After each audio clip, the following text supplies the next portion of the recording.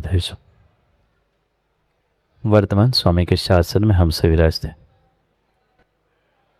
और उनकी ये पावन पीयूष देशना हम सभी के लिए परम उपकारी।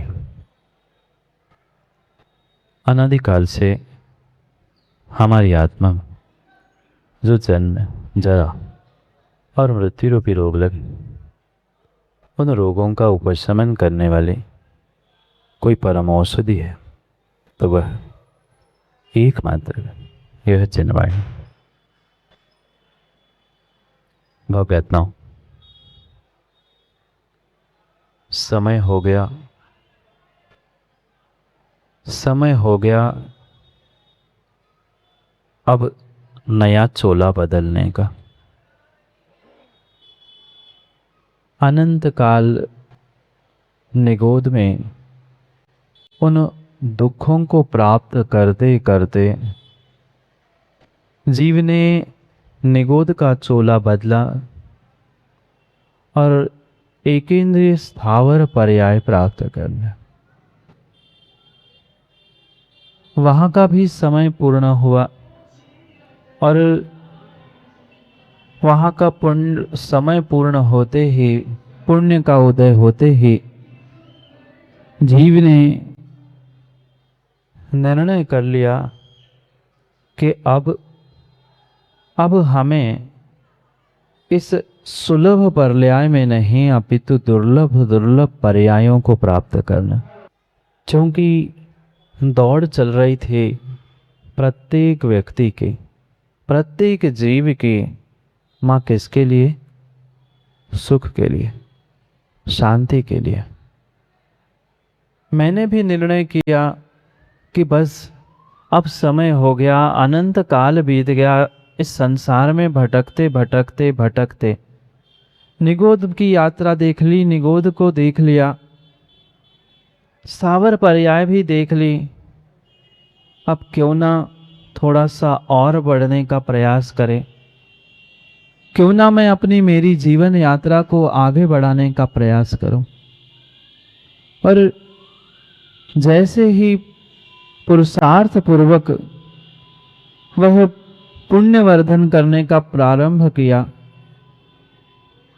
वह दुर्लभ से दुर्लभ त्रस पर्याय मैंने प्राप्त कर ली। वहां भी यही सोच रहा था कि ठीक है, निगोद में दुख था, स्थावर पर्याय में दुख था, वहां तो दुख को कहने के लिए भी मुख नहीं था। मैं त्रस बन जाऊंगा, कम से कम रसना इंद्रिय मिलेगी, कम से कम मुझे संसार के सुख, संसार की सुंदरता देखने के लिए आंखें तो मिलेगी, कम से कम जो अच्छा बुरा सूंघने योग्य है उसे मैं नाक से सूंघ ही लूंगा। और जो भाव थे, जो भावनाएं थी, जो भीतर का निर्णय था, वह उस दिन फलीभूत हुआ जब वह दुर्लभ दुर्लभ दुर्लभ ऐसी वह त्रस पर्याय प्राप्त की। क्योंकि विश्वास मानना जैसे किसी रेत के टीले में, जैसे किसी रेगिस्तान में किसी का एक सोने की अंगूठी या किसी का एक हीरा गुम जाए, क्या मिलना संभव है? नहीं है।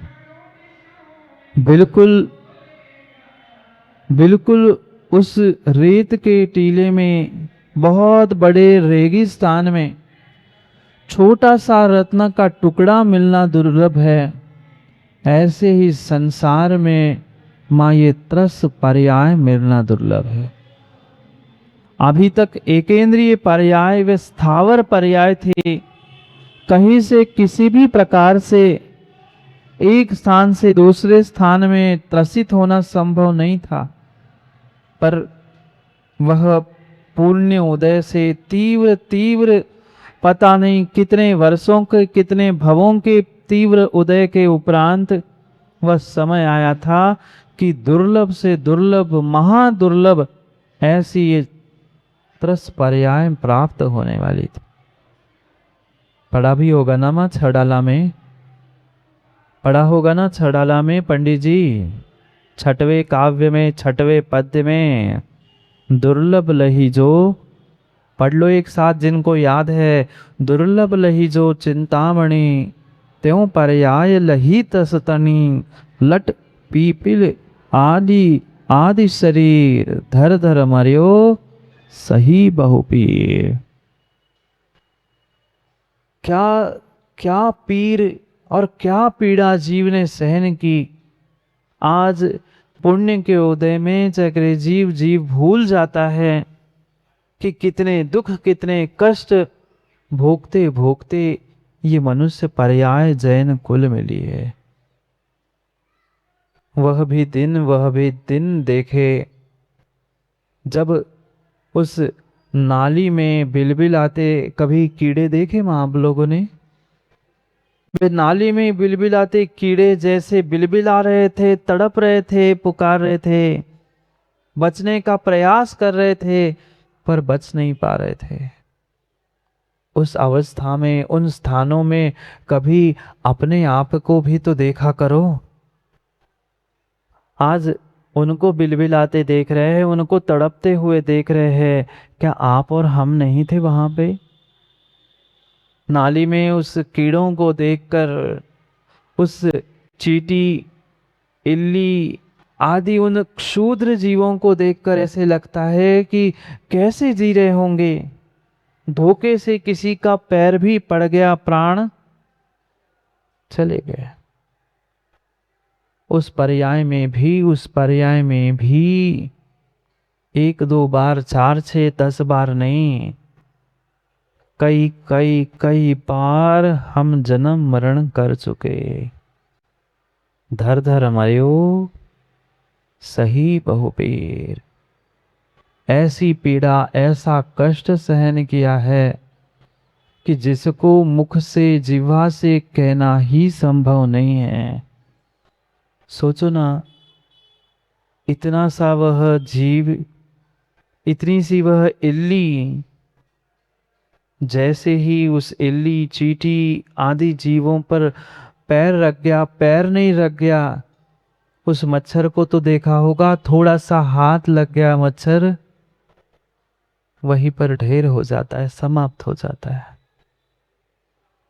उन सभी पर्यायों में यात्रा करते करते ये दुर्लभ में भी महान महान दुर्लभ मनुष्य पर्याय मिली है। अभी भी चेत लो, अभी भी चेत लो, इस संसार में त्रस पर्याय सबसे दुर्लभ पहले कही, और वो भी एक चिंतामणि रत्न के समान। ये आज के हीरे जवाहरात कहाँ लगते हैं चिंतामणि रत्न के आगे? चाहे किसी विदेश में जाके खोज लेना, बाकी सब हीरे जवाहरात जितने प्रकार के मिल जाएंगे, वह लंदन में कोहिनूर भी मिलेगा, भले ही चुराया सही, पर उनके पास कोहिनूर तो है, पर चिंतामणि किसी के पास नहीं। जो चिंता को दूर करता है, इच्छित मनोइच्छित फल को देने वाला रत्न होता है, वह चिंतामणि रत्न होता है। राजित पंडित जी, ये मत सोचना ये काल्पनिक बातें लिखी है आचार्यों ने। ऐसे पौद्गलिक वस्तुएं भी होती थी, ऐसी पौद्गलिक वस्तुएं भी होती थी जिनके निमित्त नैमित्तिक संबंध से वस्तु की प्राप्ति होती थी। और हमारा तो विज्ञान उन रत्नों को, उन मणियों को पौद्गलिक नहीं मानता, वो तो एक इंद्रिय जीव मानता है। जो कल्पवृक्ष होते थे वे कौन थे? वे कल्पवृक्ष भी तुम्हें चिंतित फल देने के लिए, अभिष्ट फल देने के लिए सक्षम थे। तो चिंतामणि रत्न भी ऐसा था, जो आप सोचो वो मिलता था, क्योंकि आज कुछ भी नहीं है। आज कुछ भी शेष नहीं बचा। क्यों नहीं बचा? क्यों नहीं बचा? क्या नहीं था? था तो सब कुछ, फिर कहाँ चला गया? फिर कहाँ चला गया? वह जहां भी होगा। आपका मां वर्तमान में पुण्य नहीं है, इसलिए आपके सामने नहीं है। बहुत सारे लोग पूछते हैं श्रीनंद पंडित जी, हमने सुना है देव धर्म की रक्षा करते हैं, वह धर्मात्माओं की रक्षा करते हैं, मंदिरों की सबकी रक्षा करने के लिए देव होते हैं, फिर आज देव कहाँ कहाँ गए? धर्म की, क्षेत्र की, धर्मात्मा की रक्षा क्यों नहीं कर रहे? मोंगना जी, गलती देवों की नहीं है, गलती आपके पुण्य की है। देवों को मत कोसो, उनमें किंचित भी कमी नहीं, उनके शक्ति में भी कमी नहीं है। वे चाहे तो आपको पूरा पलट के रख दे, आपका बहुत बड़ा उपकार करे, पर उपकार करने वालों के भीतर भाव भी तो हो, तुम्हारा पुण्य हो, तभी तो किसी के उपकार और किसी का अच्छा करने के भाव हो। ऐसा नहीं होता क्या? रास्ते पे जाते जाते कई सारे भिखारी मिलते हैं, कई सारे मांगने वाले मिलते हैं, पर क्या सबको देते हो आप? दुकान पे भी बहुत सारे लोग मांगने के लिए आते, पर क्या सबको देते हैं आप? किसी किसी को देने के सहज भाव होते, नहीं यार इसको तो दे ही दे। क्यों? क्योंकि उसका तज्जन्य पुण्य था। इसलिए 10-20 में से किसी एक को देने के भाव हुए, बिल्कुल ऐसा ही है। ये जितनी जितनी आगम में लिखी हुई व्यवस्थाएं सब थी, अभी भी है। अंतर इतना है, हमारा पुण्य का उदय नहीं है, इसलिए हमारे सामने वो दिखाई नहीं दे रही है। ऐसे ऐसे रत्न, ऐसे ऐसे मणि होते थे, ऐसे ऐसे दिव्य दिव्य रत्न होते थे कि तुम्हारे ये बल्ब और ये हैलोजन कहाँ लगते? एक रत्न सामने रख तो पूरा कमरा और पूरा स्थान जगमगा जाता था। आज वालचंदकारी, वालचंद जी बेचते ना सोना चांदी हीरे जवाहरात, कितनी चमक है, एक एक देखना पड़ता है। हाँ हाँ चमक रहा है। जितना पुण्य चमकेगा उतना ही तो हीरा चमकेगा, और जितना हीरा चमकेगा उतना पुण्य चमकेगा। ये निर्णय अनुमान से करना होगा। उस चिंतामणि रत्न जैसे मिलना दुर्लभ है, सामान्य रत्न नहीं। नहीं, सामान्य रत्न नहीं, चिंतामणि रत्न मिलना बालू के ढेर में सहजता से, ये जितना दुर्लभ है उतना ही दुर्लभ त्रस पर्याय प्राप्त करना है। जीव समझ नहीं पाता, आप जो मिला है उसकी उसे किंचित भी कीमत नहीं है, बिल्कुल बिल्कुल कीमत नहीं है। एक व्यक्ति ऐसे ही खोज कर रहा था, अपना अपना काम कर रहा था, अपनी अपनी सुख शांति की, 2 समय की रोटी की खोज चल रही थी। सुखी था बेचारा, पर आज के इंसान को, आज के जीवों को दूसरे का सुख कहाँ अच्छा दिखता है? दिखता है? नहीं दिखता। कोई सुखी है, कोई संतोषी है तो कान में जाके कह आएंगे संतोष जी ऐसा नहीं, ऐसा करो ये हो जाएगा। बेचारा अपनी अपनी खेती करता था, मेहनत करके रोजी रोटी कमाता था, घर परिवार चलाता था। किसी बहुत अच्छे मित्र ने सलाह दी, सलाह देने वालों से नीरज भाई बच के रहना, क्योंकि संसार में, समाज में और देश में रायचंद जी बहुत है, करमचंद जी कम है। ज्ञानचंद जी और रायचंद जी तो हमें हर गली मोहल्ले में मिल, गली मोहल्ले नहीं, टीकमगढ़ है तो घर घर में मिल जाए। कपूरचंद तो हो सकते पर करमचंद नहीं है। मैं करमचंद कह रहा हूं, काम करने वाले करमचंद होते हैं, सलाह देने वाले रायचंद होते हैं। तो राय दे दी किसी ने कि क्या तू फालतू में खेती कर रहा है, कहाँ पैसे कमाएगा, एक काम कर ले, ये खेती बेच बाच के कहीं बाहर व्यापार करने चला जा, बढ़िया 2 कुछ रत्न खरीद के ले आना और उससे पूरा जीवन निकल जाएगा, सुख शांति से जिएगा। अब माँ किसी ने कान में कुछ कह दिया और फिर चैन थोड़ी पड़ती है। वैसे तो चैन से जी लेता है, पर दूसरे की चैन देख के चैन नहीं आती। अब कान में डसी लिया था उसने, अब विकल्प क्या करूं क्या करूं क्या करूं, और उसने निर्णय कर लिया, निकल गया वह बहुत हीरों की, सुंदर बड़ी बड़ी हीरो की खदान, और उस हीरे को खरीदने के लिए। किसको बेच के? अपने खेत को बेचकर निकल गया। उस खेत में, जिस खेत को उसने बेच दिया, दूसरे व्यक्ति ने खरीद लिया और उस खेत को खरीदने के बाद 2 4 6 महीने ही बीते होंगे, 6 महीने ही कुछ लगभग बीते होंगे उस खेत खरीदने वाले को। एक खेत में काम करते करते एक छोटा सा पत्थर का टुकड़ा आया, थोड़ा सा चमकीला था, सो वो घर में लाकर उसने रख दिया। जिसने वो खेत खरीदा था, टुकड़ा तो वो कांच का समझ गया, चमकीला चमकता है तो हर किसी को लगता है कि कुछ होगा। वो घर में ले आया, उसने रख दिया। उसका एक मित्र 4 8 दिन में उसके पास आया और उसने देखा, ये क्या तू लाया? मैं खेत में ये चमकीला सा पत्थर मिला, अच्छा लगा, सो मैंने सोचा कि घर में रख लूं, सो उठा के लाया। कहता है तू पागल है, ये तेरे खेत से निकला? वो कहता है हाँ, ये तो एक छोटा सा टुकड़ा ले आया हूं, ऐसे तो बहुत बड़े बड़े पत्थर मेरे खेत में पड़े, वो उतना उठा नहीं पाया, सो छोटा सा टुकड़ा में लेके आया। वो कहता है तुम्हें पता है ये क्या है?